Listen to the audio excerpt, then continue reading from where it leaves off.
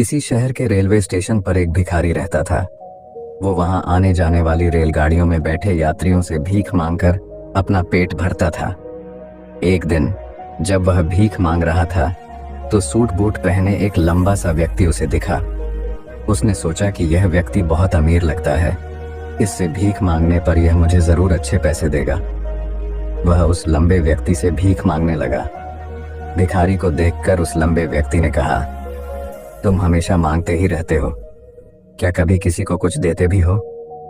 भिखारी बोला, साहब मैं तो भिखारी हूं, हमेशा लोगों से मांगता ही रहता हूं, मेरी इतनी औकात कहां कि किसी को कुछ दे सकूं। लंबा व्यक्ति बोला, जब किसी को कुछ दे नहीं सकते तो तुम्हें मांगने का भी कोई हक नहीं है। मैं एक व्यापारी हूं और लेन देन में ही विश्वास करता हूं। अगर तुम्हारे पास मुझे कुछ देने को हो तभी मैं तुम्हें बदले में कुछ दे सकता हूं। इतना कहने के बाद वह लंबा आदमी ट्रेन में बैठकर चला गया। इधर भिखारी उसकी कही गई बात के बारे में सोचने लगा। उस लंबे व्यक्ति के द्वारा कही गई बात उस भिखारी के दिल में उतर गई। वह सोचने लगा कि शायद मुझे भीख में अधिक पैसा इसीलिए नहीं मिलता क्योंकि मैं उसके बदले में किसी को कुछ दे नहीं पाता हूं। लेकिन मैं तो भिखारी हूं, किसी को कुछ देने लायक भी नहीं हूं।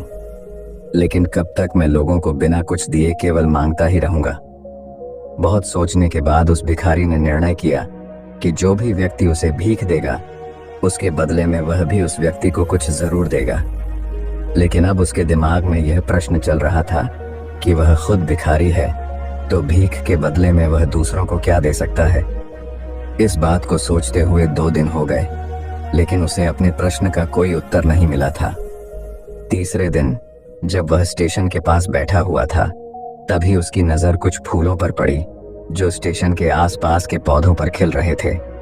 उसने सोचा, क्यों ना मैं लोगों को भीख के बदले कुछ फूल दे दिया करूं। उसको अपना यह विचार अच्छा लगा और उसने वहां से कुछ फूल तोड़ लिए। अब वह ट्रेन में भीख मांगने पहुंचा। अब जब भी कोई उसे भीख देता तो उसके बदले में वह भीख देने वाले को कुछ फूल दे देता। उन फूलों को लोग खुश होकर अपने पास रख लेते थे। अब भिखारी रोज फूल तोड़ता और भीख के बदले में उन फूलों को लोगों में बांट देता था। कुछ ही दिनों में उसने महसूस किया कि अब उसे बहुत अधिक लोग भीख देने लगे हैं। वह स्टेशन के पास के सभी फूलों को तोड़ लाता था।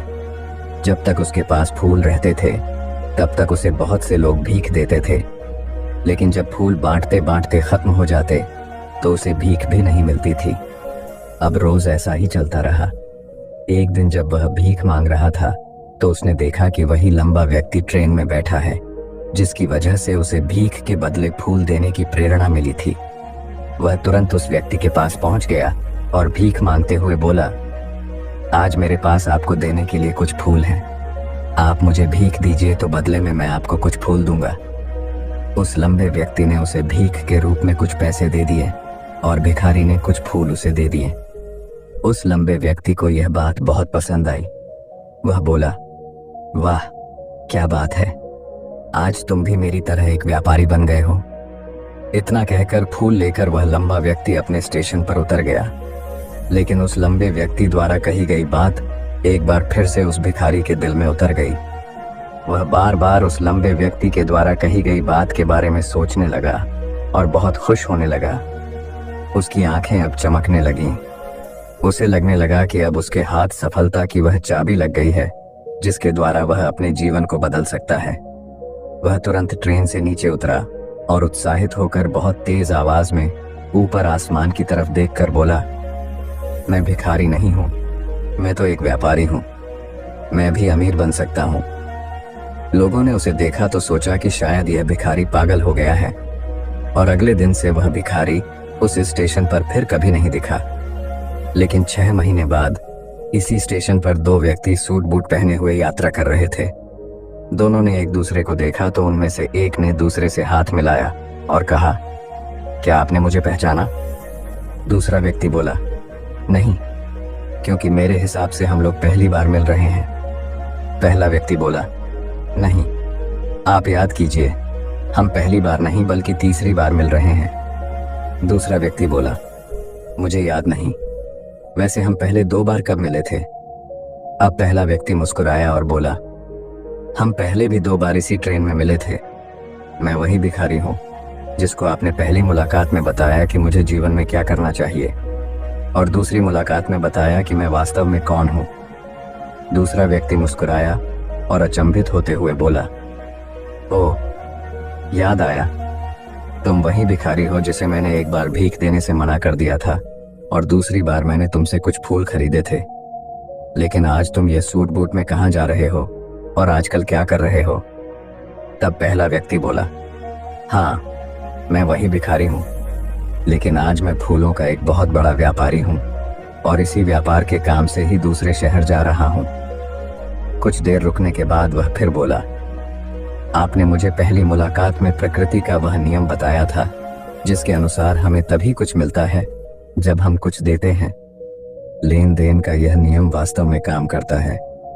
मैंने यह बहुत अच्छी तरह महसूस किया है, लेकिन मैं खुद को हमेशा भिखारी ही समझता रहा।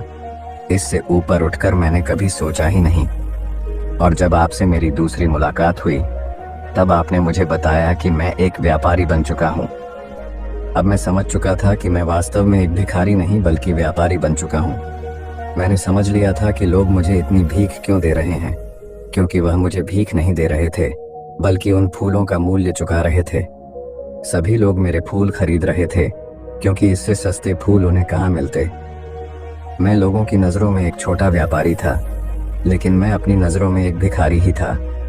आपके बताने पर मुझे समझ आ गया कि मैं एक छोटा व्यापारी हूँ।